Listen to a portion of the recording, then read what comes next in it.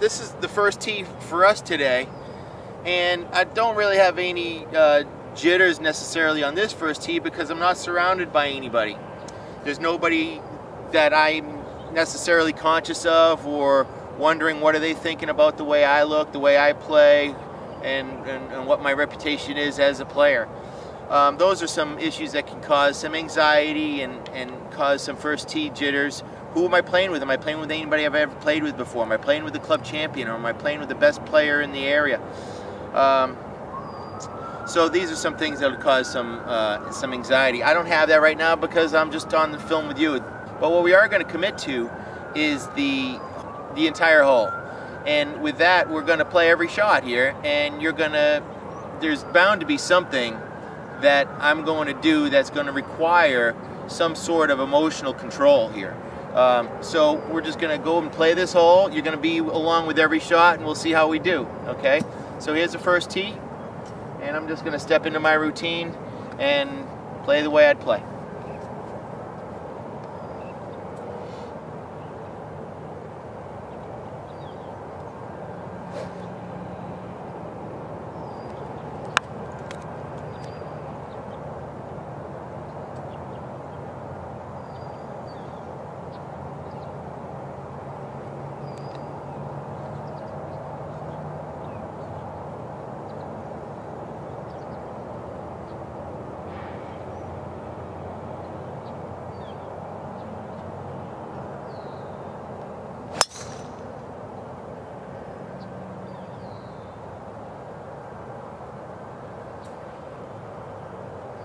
Okay, the ball's in play. I missed the fairway. I'm left. I'm not going to be able to see the green. I'll have a shot at it. It's not the best shot, but it was a fairly solid strike, and I got to accept it. I'm on to the next shot. There's nothing I can do about it now. So here we go.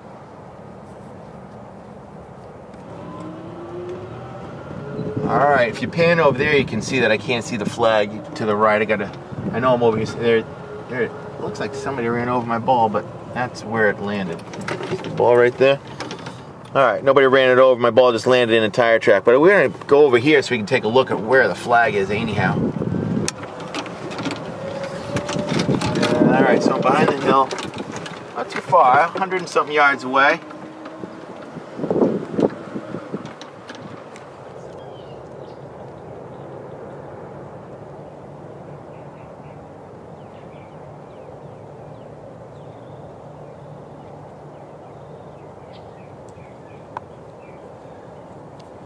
Take the extra minute to walk up, since I have a blind shot here, I can't see the hole.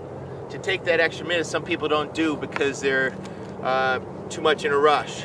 This is where you need to start using that patience skill, and it's almost patience with yourself there. We tend to wonder what other people are going to think if we take too much time.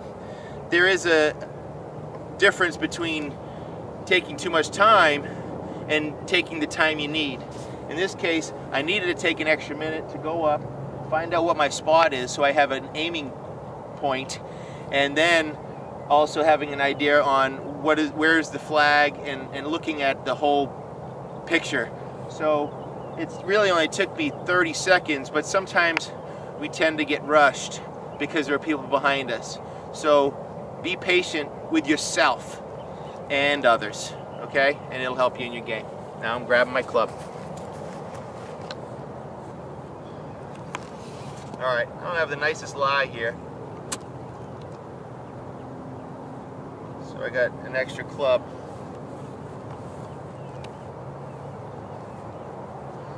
However, see what I just did? That kind of talk to myself, I don't have the nicest lie here. There's nothing empowering about that. If anything, it's going to drain me of a little bit of energy. So I need to look at this lie, and I need to look at the positive of it. The positive of it is that I'm 1, 2, 3, 4 steps off the fairway.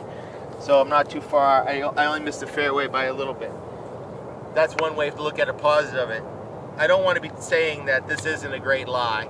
I do want to recognize the lie and what it's worth and how to use this to give me information to select the right shot. But that kind of language and self-talk, which isn't empowering, is not positive, is it's not desirable. So I'm gonna hit a great shot here.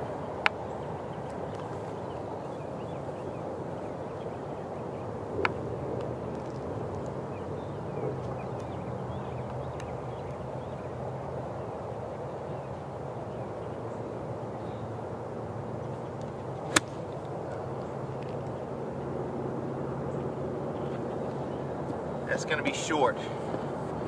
It's not on the green. I'm not happy about it, but I have to accept it and go to the next shot. Acceptance is going to be one of the biggest keys that any golfer develops, so that way they can get past the tendency to build up that anger, build up that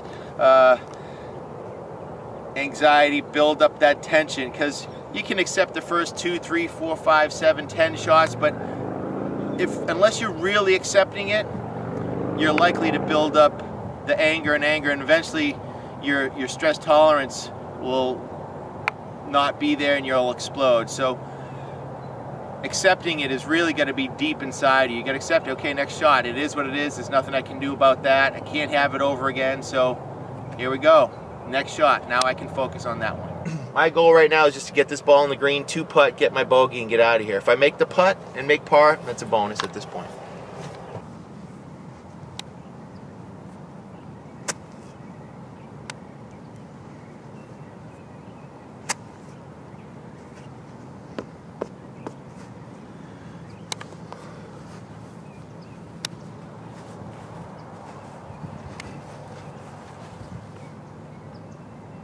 When it comes to the routine, these short shots, you might take a little extra time to get a real feeling for the distance, because it's a distance control shot.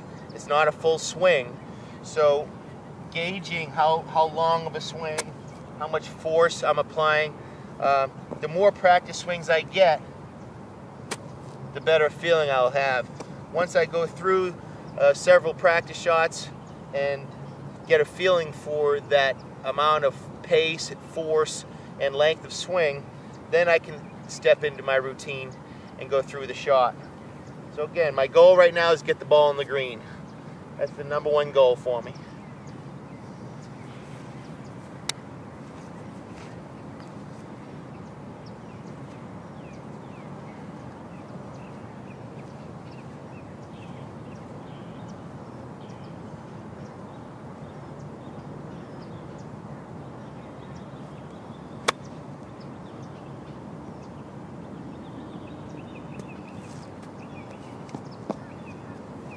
Okay, I'll take that. I can make that putt.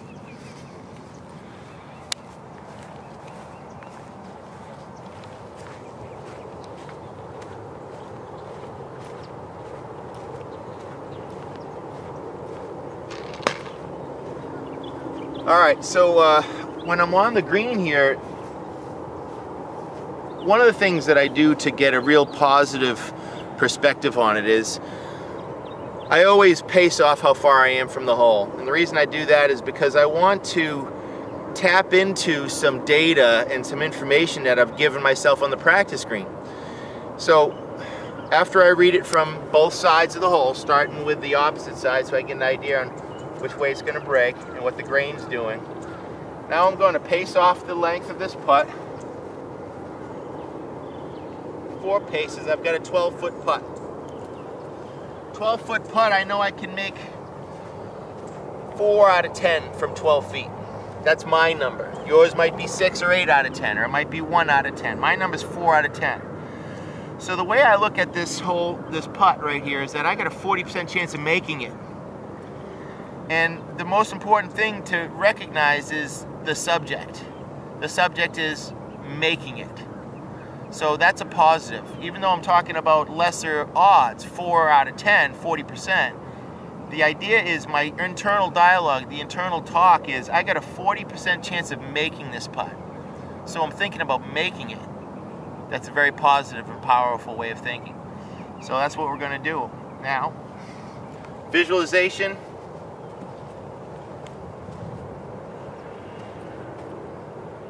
Is everything. Not only am I watching myself right now make the putt, but as I come up to the putt,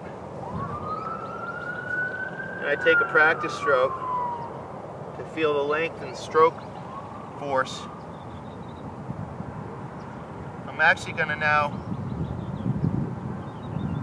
watch that fake ball in real time. So if I was a lot further away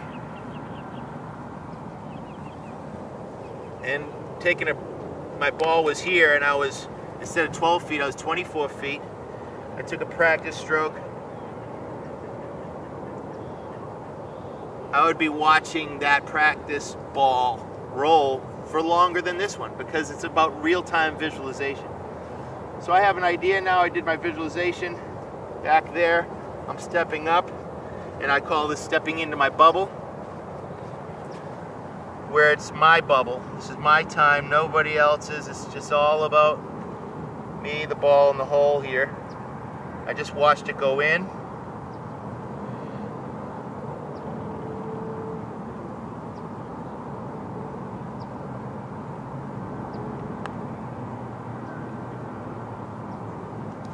Okay, positive spin on that, optimistically. I got to pass the hole, I had a chance of going in. There's my tap in that I said I wanted to walk away with. So I reached my goal. Unfortunately, I didn't hit the green on my second shot, but that's in the past, it doesn't matter at this point. What matters is that I stayed present after a bad shot. I didn't have the best drive, I stayed present there. I didn't have the best second shot, I stayed present there. The third shot was very acceptable, hitting it 12 feet from that lie, downhill, short-sided. That was a good shot. I had a chance to make my par. Had a tap-in bogey. Now I got to go to the next hole. So to recap for today, one of the things that we talked about was the first tee jitters. Where do they come from?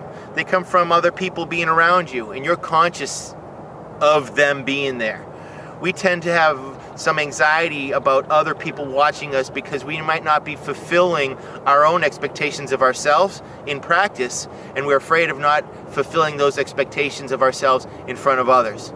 So this fear shows up and we get anxious, anxiety. This is the jitters. This is where this heightened level of tension is going to show up.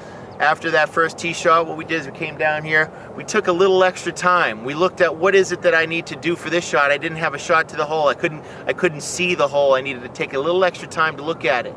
Take your extra minute to go up and look at what you need to do, if that's the situation, like it was for me. So that's patience. And then, after a bad shot, again I had to be into the acceptance skill. This is going to show up every hole for everybody. Acceptance and patience are two of the biggest keys for your ability to focus, concentrate, and to tolerate stress. So as I accepted that second shot, left myself short, I was able to get present here. I was present to, I got to get the ball on the green. That's my mission now, get the ball on the green, and then we'll worry about it after that. And I got my ball on the green, I was present, then I could get into my shot on the putting green.